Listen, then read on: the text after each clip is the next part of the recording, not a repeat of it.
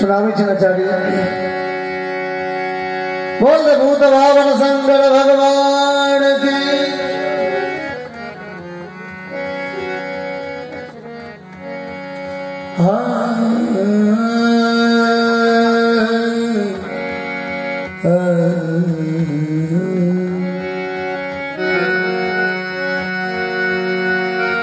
कहूँ कि यहाँ के बाबा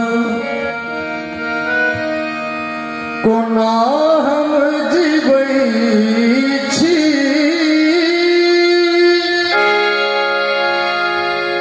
जन्म देलहुँ मुदा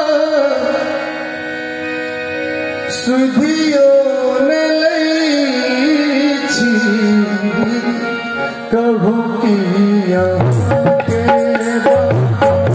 कोना हम जीवै छी जन्म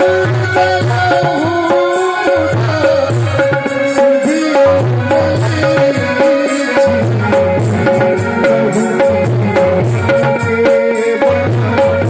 कोना हम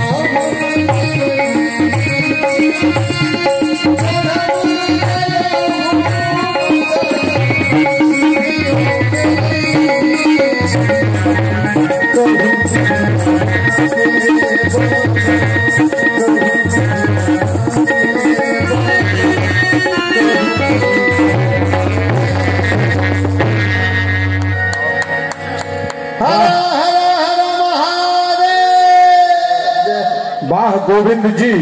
जहिना लिखै छी तहिना गबै छी, जहिना लिखै छी